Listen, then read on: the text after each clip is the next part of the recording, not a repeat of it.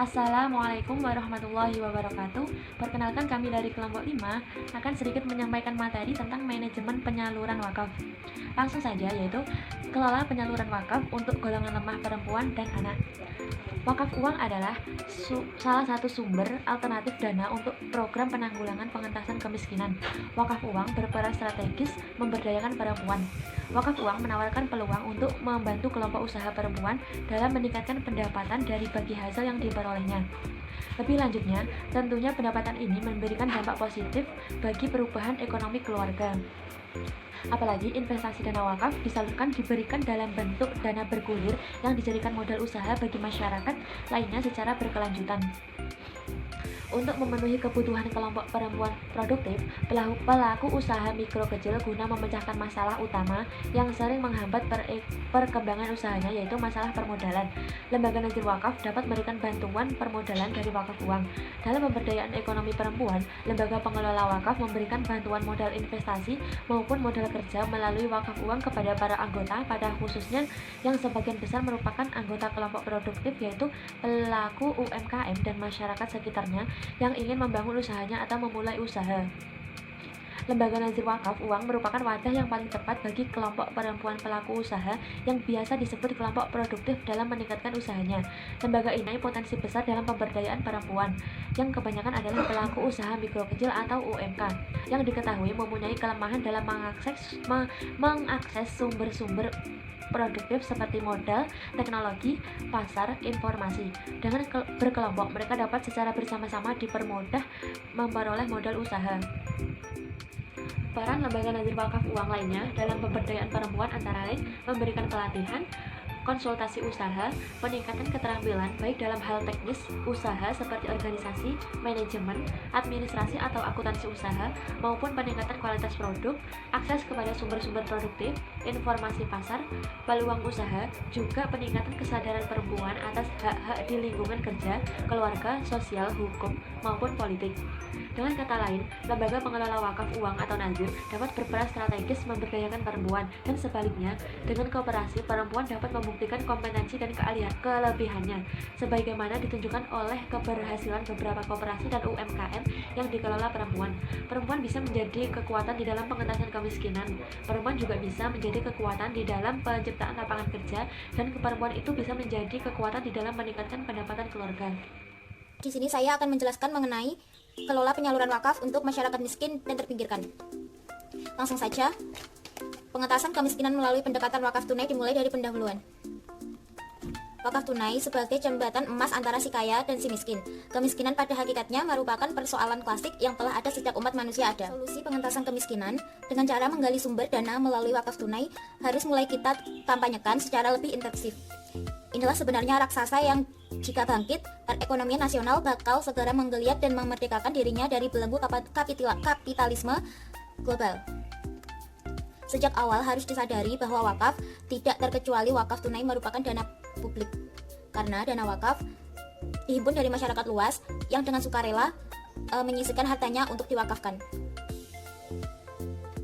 Selanjutnya, untuk lebih memahamkan kepada masyarakat tentang konsep wakaf tunai, dipaparkan manfaat utama dari wakaf tunai. Pertama, wakaf tunai jumlahnya bisa bervariasi sehingga seseorang yang memiliki dana terbatas sudah bisa mulai memberikan dana wakafnya tanpa harus menunggu menjadi tuan tanah terlebih dahulu.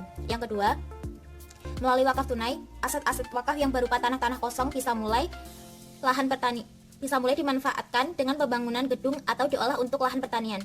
Yang ketiga, dana wakaf tunai juga bisa membantu sebagian lembaga-lembaga pendidikan Islam yang cash flow-nya terkadang kembang-kempis dan menggaji sivitas dalam mengembangkan dunia pendidikan tanpa harus tergantung pada anggaran pendidikan negara yang memang semakin lama semakin terbatas. Pengentasan kemiskinan. Strategi pengentasan kemiskinan bisa dimulai dari kebijakan pemerintah yang sifatnya top down, sehingga elemen masyarakat tinggal mendukung kebijakan tersebut. Dalam pembangunan berkelanjutan yang ditancapkan pemerintah harus menjadi acuan, berkelanjutan yang dicanangkan pemerintah harus menjadi acuan dalam melaksanakan pembangunan di segala bidang. Di dalam acuan tersebut ada klausal tentang pengentasan kemiskinan. Untuk itu, sudah seharusnya bahwa pemerintah telah membuat komitmen nasional untuk memberantas kemiskinan dalam rangka pelaksanaan pembangunan berkelanjutan, di mana pemerintah dan semua perangkat negara bersama dengan berbagai unsur masyarakat memikul tanggung jawab utama untuk mewujudkan pembangunan berkelanjutan, dan sekaligus pengentasan kemiskinan.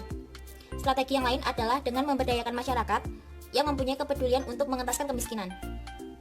Karena sifatnya bottom up yang anggota dan dananya berasal dari masyarakat, maka sifatnya adalah sosial partisan yang dilakukan oleh para pekerja sosial.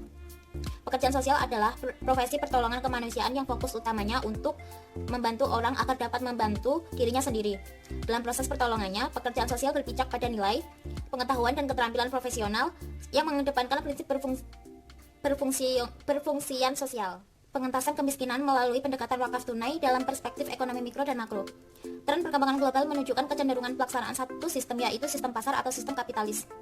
Terdapat banyak kelemahan dalam sistem kapitalis tersebut. Sistem ekonomi syariah berbeda dengan sistem ekonomi konvensional dalam banyak hal. Sistem ekonomi syariah di samping mampu mengatasi kelemahan-kelemahan yang ada, juga bisa melepaskan ketergantungan ekonomi yang selama ini mengancam kemandirian bangsa. Untuk mengatasi hal tersebut, wakaf yang merupakan salah satu unsur dalam lembaga-lembaga ekonomi Islam yang berasal dari kegiatan sektor volunter. Ciri khas daripada kegiatan wakaf dari sudut ekonomi adalah kegiatan investasi dan bukan konsumtif. Untuk itu perlu dipersiapkan berbagai prasarana serta sarana yang mendukung pemberdayaan lembaga wakaf, baik yang bergerak dalam kegiatan wakaf, harta tak bergerak maupun harta bergerak. Realitas yang terjadi adalah Indonesia merupakan dari negara dunia ketiga yang belum mampu membendung pasar bebas, dan hal tersebut merupakan suatu keniscayaan serta sewaktu-waktu akan siap membinasakannya. Masalah pengangguran dan kemiskinan merupakan masalah klasik yang selalu melekat dan menjadi ciri khas negara Indonesia. Masalah ini juga merupakan masalah yang paling klimaks dihadapi oleh negara ini, sebab proses penyelenggaraan negara yang begitu panjang akan membayangkan adanya pengangguran, angka pengangguran, dan kemiskinan. Karena hal tersebut merupakan mainstream dari kisah sebuah pembangunan, sehingga tidak mengherankan jika angka kemiskinan setiap tahun semakin meningkat. Kelola penyaluran wakaf untuk penguatan dan pemberdayaan ekonomi rakyat kecil. Manajemen kelola wakaf dengan penguatan dan pemberdayaan masyarakat kecil dilakukan dengan tujuan tercapainya kesejahteraan bagi dirinya sendiri, baik secara fisik maupun rohani. Pemberdayaan tersebut nantinya akan menciptakan khairul ummah yang mampu melahirkan sumber daya manusia yang berkualitas, sehingga dapat melakukan berbagai upaya untuk mencukupkan kebutuhan dirinya atau kelompok. Adanya distribusi harta yang tidak merata menyebabkan terjadinya permasalahan, kesenjangan, dan ketimpangan yang semakin tinggi. Wakaf produktif menjadi salah satu instrumen dalam Islam yang dijadikan sebagai salah satu solusi dalam mengatasi permasalahan tersebut. Terdapat beberapa aspek penting sebagai upaya dalam mewujudkan penguatan keberhasilan kesejahteraan ekonomi masyarakat kecil melalui pemberdayaan wakaf produktif, yaitu 1. Optimalisasi peran nadir. Agar terbentuk nadir yang profesional, maka upaya yang dapat dilakukan dengan membentuk sekolah nadir sebagai upaya peningkatan literasi, serta wadah pembinaan dan pelatihan untuk meningkatkan skill para nadir. Dengan harapan outputnya terbentuk nadir yang cakap serta profesional. Selain itu, pemerintah dapat melakukan penguatan regulasi yang menjadi langkah awal dalam perbaikan kebijakan terkait wakaf, sehingga kedepannya hal-hal yang berkaitan dengan wakaf dapat dilaksanakan dengan baik. Dapat dilakukan melalui dua aspek, yaitu aspek pengelolaan wakaf dan aspek penyaluran atau pemanfaatan hasil wakaf.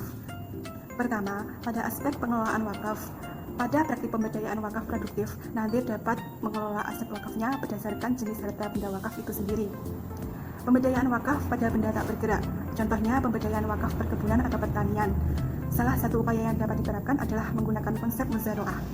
Konsep muzaroah merupakan konsep perjanjian antara dua belah pihak, yaitu pemerintah daerah sebagai pengelola wakaf tanah dan petani sebagai pihak yang mengolah tanah dari awal hingga masa panen, dengan ketentuan bagi hasil sesuai kesepakatan. Pemberdayaan wakaf melalui muzaroah selain memberikan bantuan modal berupa tanah, juga dapat berupa bantuan mesin atau bantuan pelatihan. Pemberdayaan pada wakaf benda bergerak, contohnya optimalisasi wakaf uang dan wakaf saham. Kedua, optimalisasi pada aspek penyaluran. Langkah-langkah yang dapat dilakukan antara lain menentukan mauquf alaih atau penerima wakaf secara matang dan menyiapkan lokasi serta sasaran yang akan menjadi program pemberdayaan. Menyiapkan mekanisme program pemberdayaan wakaf yang sesuai dengan tujuan dan sasaran serta kemampuan nadir wakaf. Melakukan pengawasan dan evaluasi program secara berkala. Penyaluran hasil wakaf dengan mendirikan berbagai lembaga seperti pesantren, rumah sakit, pertokoan, dan infrastruktur lainnya sesuai dengan tujuan wakaf itu sendiri. Selain itu, pemanfaatan hasil wakaf tersebut dapat digunakan untuk membantu mengembangkan kualitas sumber daya manusia secara optimal berupa peningkatan skill melalui pembinaan dan pengembangan pendidikan serta teknologi baru. Sehingga terciptalah manusia yang berkualitas dan siap diterjunkan di lapangan. Pemaparan manajemen penyaluran wakaf 2 dari kelompok 5. Mohon maaf atas segala kekurangan dan terima kasih. Wassalamualaikum warahmatullahi wabarakatuh.